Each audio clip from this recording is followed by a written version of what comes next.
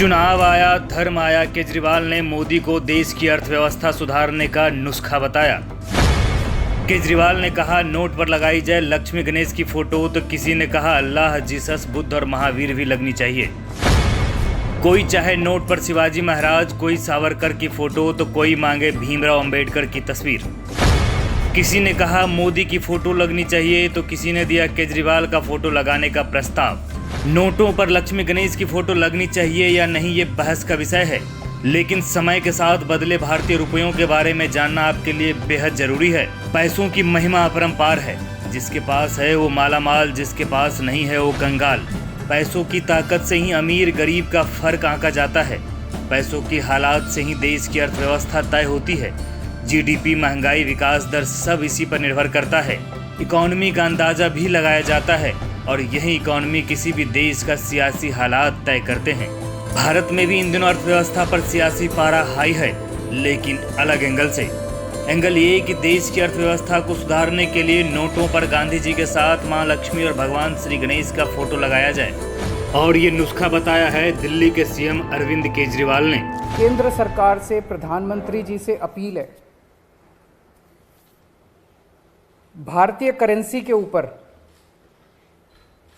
एक तरफ गांधी जी की तस्वीर है, वो वैसे ही रहनी चाहिए, लेकिन दूसरी तरफ श्री गणेश जी की और श्री लक्ष्मी जी की तस्वीर भारतीय करेंसी के ऊपर लगाई जाए। जैसा मैंने कहा कि हमें अपनी अर्थव्यवस्था को सुधारने के लिए, भारत को आगे तरक्की देने के लिए बहुत सारे एफर्ट्स की ज़रूरत है, लेकिन उसके साथ साथ देवी देवताओं के आशीर्वाद की भी ज़रूरत है। इंडोनेशिया एक मुस्लिम कंट्री है। 85% से ज़्यादा उनकी आबादी मुस्लिम है। 2% से कम हिंदू हैं वहाँ पे, लेकिन उन्होंने भी अपने नोट के ऊपर गणेश जी की तस्वीर छापी हुई है। केजरीवाल ने जिस इंडोनेशिया के नोट का हवाला दिया, पहले जरा उसके बारे में जान लीजिए, फिर आपको भारतीय नोट का पूरा इतिहास बताएंगे। इंडोनेशिया की करेंसी को रुपया कहा जाता है। इंडोनेशिया की 20,000 के नोट पर भगवान गणेश की तस्वीर है। दरअसल इंडोनेशिया में भगवान गणेश को शिक्षा, विज्ञान और कला का देवता माना जाता है, इसलिए वहाँ के 20,000 के नोट पर फ्रंट में भगवान गणेश की फोटो है। उनके ठीक बगल में इंडोनेशिया की आज़ादी के नायक रहे और देश के पहले शिक्षा मंत्री हजर देवांत्रा की तस्वीर है। वहीं नोट के पिछले हिस्से पर क्लासरूम की तस्वीर छपी है, जिसमें शिक्षक और स्टूडेंट्स नजर आ रहे हैं। आपको बता दें कि इंडोनेशिया एक मुस्लिम देश है। यहाँ 85% से ज़्यादा मुस्लिम है, जबकि 2% से भी कम हिंदू समुदाय के लोग रहते हैं। इधर अरविंद केजरीवाल ने भारत के नोट पर लक्ष्मी गणेश की तस्वीर लगाने का राग छेड़ा। उधर सियासत के सुरमाओं ने अपने अपने हिसाब से नोट पर फोटो लगाने की मांग कर डाली। कांग्रेस सांसद मनीष तिवारी ने नोट पर गांधी जी के साथ बाबा साहेब भीमराव अंबेडकर की फोटो लगाने की मांग की है। वहीं कांग्रेस नेता सलमान सोज एक कदम आगे बढ़ते हुए नोट पर अल्लाह, जीसस, गुरु नानक, बुद्ध और महावीर के फोटो की मांग कर डाली है। महाराष्ट्र बीजेपी के नेता नितेश राणे ने शिवाजी महाराज की फोटो लगाने का सुझाव दिया है। महाराष्ट्र बीजेपी के ही नेता राम कदम ने तो शिवाजी महाराज के साथ साथ भीमराव अंबेडकर, वीर सावरकर और देश के मौजूदा प्रधानमंत्री नरेंद्र मोदी तक की फोटो लगाने की सलाह दे डाली है। इसके अलावा कांग्रेस नेता अधीर रंजन चौधरी तो तंज कसते हुए यहाँ तक कह दिया कि अरविंद केजरीवाल की ही फोटो लगा दिया जाए, जबकि अखिल भारतीय हिंदू महासभा ने नेताजी सुभाष चंद्र बोस की फोटो लगाने की मांग की है। सियासत अपनी जगह है, लेकिन इतिहास भी अपना एक स्थान रखता है। इस वक्त भारतीय नोट पर जो महात्मा गांधी की तस्वीर छपती है, उसकी शुरुआत 1969 से हुई थी। 1969 में आरबीआई ने 1 रुपये का नोट जारी किया, जिस पर महात्मा गांधी की फोटो लगी थी।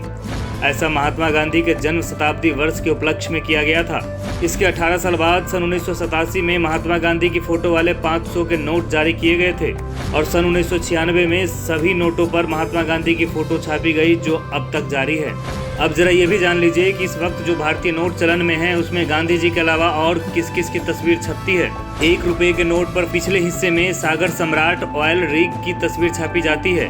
5 रुपये के नोट पर महात्मा गांधी के अलावा किसानी की प्रतीक माने जाने वाले ट्रैक्टर की तस्वीर लगाई जाती है। 10 रुपए के नोट पर महात्मा गांधी के अलावा हिंदुओं में बेहद प्रसिद्ध कोणार्क का सूर्य मंदिर है। 20 रुपए के नोट पर महाराष्ट्र के औरंगाबाद जिले में स्थित एलोरा की गुफाएं भी नजर आती हैं। 50 रुपए के नोट पर कर्नाटक के हम्पी स्थित विट्ठल मंदिर परिसर में पत्थर से बना विशाल रथ को छापा जाता है।